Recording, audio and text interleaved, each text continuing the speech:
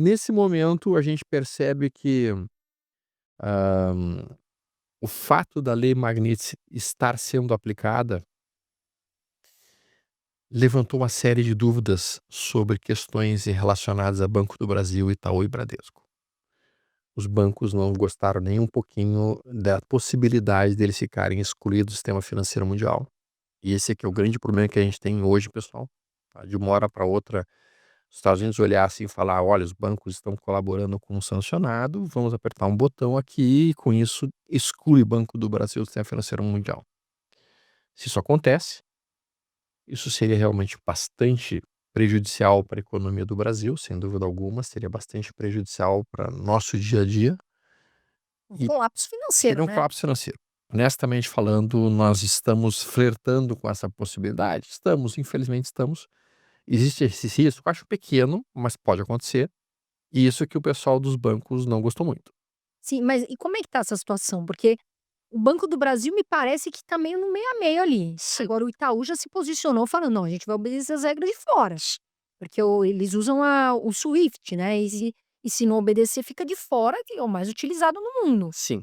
Como é que fica isso agora? Isso é um medo que todo mundo tem, né. É o grande receio que todo mundo tem hoje, porque o fato é, se o Banco do Brasil acaba sendo excluído do sistema SWIFT, o Banco do Brasil tem uma série de investimentos no exterior, esses investimentos seriam automaticamente bloqueados, mas não apenas esses investimentos seriam bloqueados, como também diversos fundos que trabalham investindo em empresas no exterior teriam suas cotas congeladas, porque eles também não poderiam negociar.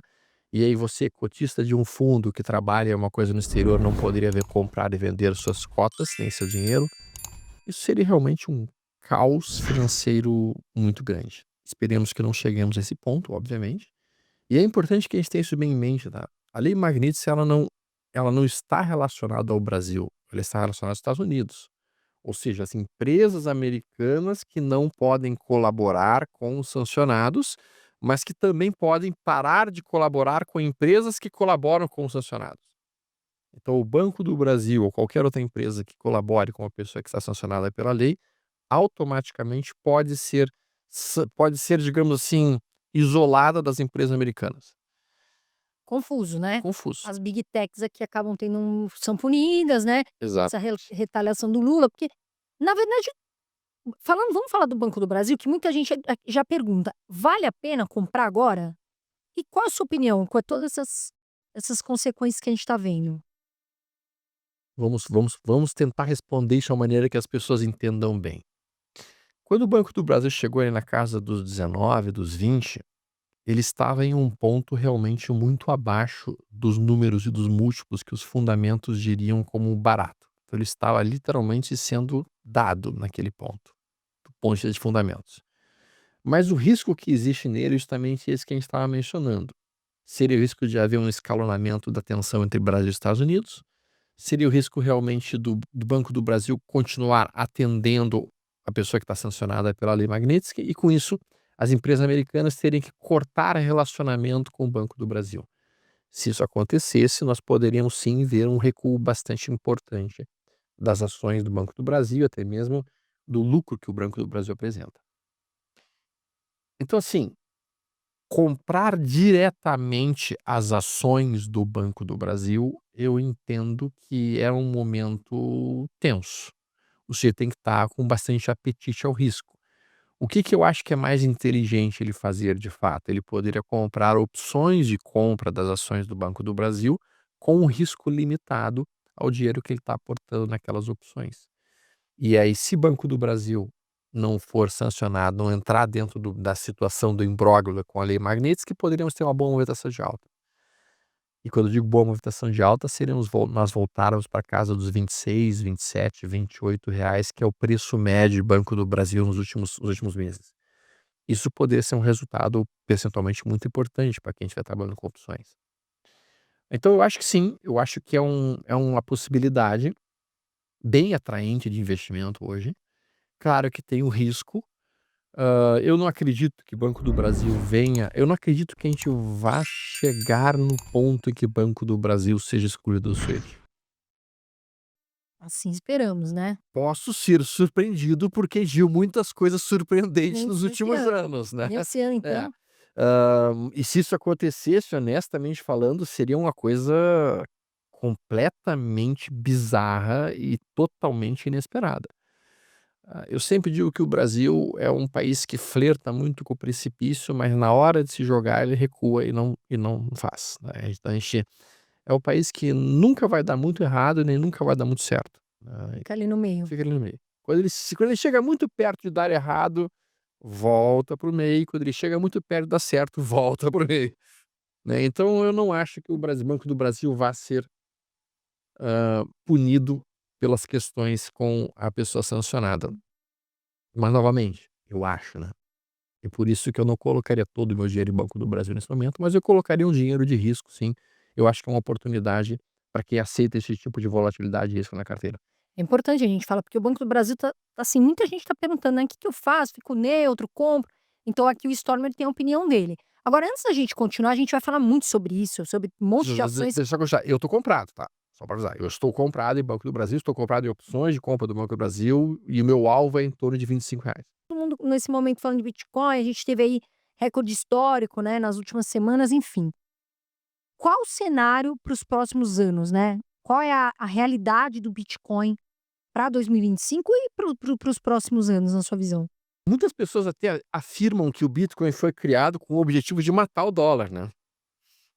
Tem uma tese que diz que as pessoas que criaram o Bitcoin, o grupo que criou o Bitcoin, criou com a tese de: "Cara, vamos criar uma moeda que venha no futuro a destruir o dólar como reserva financeira mundial". Tá, então as pessoas perguntam se não seria isso que foi a razão da criação do Bitcoin. O fato é que o Bitcoin vem se apreciando frente ao dólar, vem se apreciando aos principais ativos do mundo. A gente sabe que a gente vai ter uma oferta máxima de 23 milhões de Bitcoins no mundo. Desses Bitcoins que já foram produzidos, grande parte se perdeu no meio da história, porque Muita gente faleceu muita gente também, né? faleceu, perdeu as chaves, esse tipo de coisa toda. Então a gente tem uma quantidade de Bitcoin circulando no mundo que é cada vez, que vai ser limitada, e isso vai fazer com que ele tenha um poder de apreciação muito grande. No meu entendimento, em algum momento ele deve chegar a US$ 1 milhão sim, mas quando chegar a US$ 1 milhão, US$ 1 milhão não vai comprar o que compra hoje. Exatamente. Né, então não é o Bitcoin que está se valorizando, é o dólar que está perdendo valor de compra, o poder de compra, e automaticamente com isso, esse é o cenário que se desenha para esse universo de criptos. Então eu entendo que é uma alternativa para certa reserva de valor. Eu não acho que seja muito prudente para as pessoas começarem a fazer trades em cripto. Sim, que é perigoso, inclusive. Extremamente volátil, extremamente, com vários sinais que não são eficientes e falsos. Eu acho que é muito mais sentido o cara pegar uma parte do capital e ir comprando, ir aportando, fazendo um DCA, fazendo um dollar cost average em cima desse Bitcoin, em cima das criptos que ele acha que faz sentido. E eu acho que a Coinbase faz um trabalho muito bom nisso. A Coinbase é fantástica nisso. Ela tem um controle da SEC que permite uma maior tranquilidade para quem não quiser se preocupar muito com autocustódia, coisa cenário. A própria BlackRock, na ETF dela, custodia dentro da Coinbase, né? Então isso eu acho que realmente é algo bastante interessante, algo bastante. A pessoa que não tem Bitcoin hoje teria que pensar seriamente se não deveria colocar pelo menos 5% do seu patrimônio de investimento nisso, talvez mais. Sim, exatamente. É o que a gente fala, é aquela carteira, né? Tem gente que tem mais, tem gente que tem menos, enfim. Agora, se a gente for falar, né, a gente viu o Ethereum aí batendo recorde também, né? E as pessoas se perguntam assim: "Carol, é o momento de comprar Bitcoin? É o momento de comprar Ethereum?". Qual que é a sua opinião sobre isso? Agora, a pessoa vai nesse momento ela vai ligar o computador, é claro, ela tem ali uma estratégia. Ainda dá tempo, na sua visão, ainda dá tempo de comprar? Pode ir comprando aos poucos ou nesse momento espera um pouco? Tá, acho uma excelente pergunta, tá. E assim, te sendo muito franco, hoje de manhã mesmo, eu estava pensando junto com a minha filha. Eu gosto muito de conversar com a minha filha está com 20 anos, né. Eu gosto muito de conversar com ela sobre cenários de investimentos e quais seriam os melhores investimentos para os próximos anos, para nossa, digamos assim, para nossas reservas. E ela perguntou justamente isso: "Dá para comprar da BTC? Não tá na hora de eu botar todo o meu dinheiro em BTC? Boto mais em BTC, boto menos em BTC, boto mais em Ethereum, boto mais em Solana, o que que eu faço?" Eu disse pra ela: "Bom, assim, ao longo desse tempo que eu venho aprendendo em toda frase que tu tiver que colocar a palavra ou, então BTC ou Ethereum, O ideal seria tentar substituir a palavrinha "ou" e colocar um "e", BTC e Ethereum. Ah, eu vou ter renda fixa ou renda variável? Eu vou ter renda fixa e renda variável. Então quando tu coloca o "e", tu deixa de ter um pensamento muito binário, tu começa a te diversificar mais, e com isso tu começa a diminuir a quantidade de volatilidade dentro da tua carteira. Sim. Nesse momento, a gente tem visto que o Ethereum está mais forte que o BTC, neste momento, tá. Mas isto é cíclico, pessoal.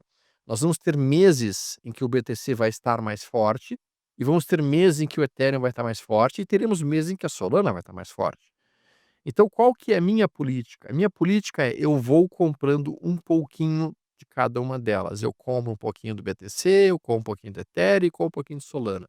E vou tentando comprar elas de forma relativamente igual. Só que, para quem usa um pouquinho de gráfico, a gente tem uma ferramenta chamada estocástico, que é uma ferramenta que mostra quando aquele ativo está teoricamente mais barato ou mais sobrevendido do que deveria estar. Quando eu vejo que uma dessas 3 está mais sobrevendida do que as outras, eu coloco um pouquinho mais de dinheiro naquela, porque aquela está um pouquinho mais atrasada, de maneira que eu vou conseguir criar um bom preço médio nelas. Eu não acho que esse seja um momento para o cara pegar todo o dinheiro e sair comprando Bitcoin agora, perto do topo histórico. Mesma coisa para Ethereum. Mas o cara pode ir comprando aos Aos pouquinhos. poucos. Exato, vai, né, vai comprando ali, vai estrategiando, não vai tem gente que vê o: "Ah, tá no alto, vou vender tudo".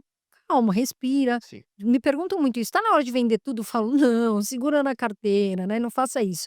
Pessoal, eu vou abrir aqui o chat, eu vou fazer uma pergunta aqui para o Stormer e eu vou abrir para vocês fazerem perguntas, tá certo?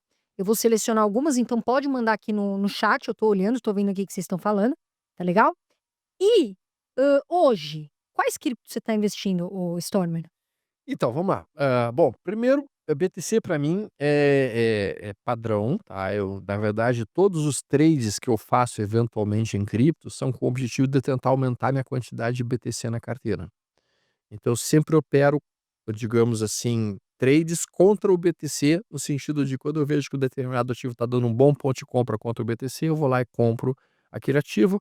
Quando acontece a valorização daquela cripto em si, eu saio daquela cripto e eu volto para o BTC. Esse é o meu projeto. Mas de uma maneira geral, eu observo como 4 as principais criptos que eu mantenho num prazo, na verdade 5, para um prazo mais longo: BTC, Ethereum, Injective, Ripple e Solana. Tá. Sim, são essas que Essas são as e 5. que estão valendo a pena na Sim, sua visão. sim. Sim. Essas 5 são as que eu realmente deixo e vou querendo aumentar cada vez mais as posições nelas. De tempos em tempos, a gente vê alguma cripto que está puxando mais. Semana retrasada a gente teve um forte movimento na CRO, e aí o cara até pode fazer um trade rápido ali na CRO, pode fazer um trade rápido, de 2 ou 3 dias de determinado ativo, mas isso é muito pontual. E esse verão de criptos que a gente tá vendo, Carol, tá completamente diferente dos verões passados de criptos, tá. Por quê? Como a gente tem uma gigantesca quantidade de altcoins produzidas nos últimos anos, pessoal, a gente tem, vamos lá, mais alguns milhões de criptos diferentes, nós não temos dinheiro para todas essas criptos subirem ao mesmo tempo. No último verão de cripto, praticamente todas as altcoins subiram violentamente, em gigantesca velocidade e num percentual brutal, porque eram poucas, e Sim. precisava distribuir o dinheiro entre tantas. Como agora tu tem uma quantidade gigantesca, Projetos que às vezes nem conhecem direito, né. projetos que não têm muitas bases, digamos assim, estruturadas, ou projetos mais falhos, esse tipo de coisa toda, a gente está vendo que os movimentos eles estão muito espásticos, tipo assim, é uma pancada e volta tudo, uma pancada e volta tudo, uma pancada e volta tudo, em várias criptos diferentes acontecendo, e muitas criptos não estão nem sequer se mexendo com o cenário. Stormer, você hoje na sua carteira, quanto é a porcentagem você tem de cripto? Nesse momento, a minha carteira chegou a ter 70% de cripto. Sim, bem Chegou, arrojada. tá arrojado, tá. Eu dei uma reduzida na minha exposição de cripto, no início deste ano, em 2025, quando eu comecei a comprar um pouco mais bolsa americana. No meu entendimento, a bolsa americana ia dar uma boa puxada, e deu uma boa puxada de fato, e eu acabei trazendo um pouco de dinheiro para lá. Então nesse momento eu estou aproximadamente com 40% em cripto, estou com 40% bolsa americana, estou falando de capital de renda variável, tá. E tô com 20% aqui Brasil, tá. Tô 40, 40, 20. No meu entendimento, O mercado americano tem grande possibilidade de apresentar um topo ainda esse mês, mas vai ser um topo não é um topo maior, acho que a gente vai ter uma correção agora em setembro, e eu acho que o topo maior de mercado americano vai ser entre maio e junho do ano que vem.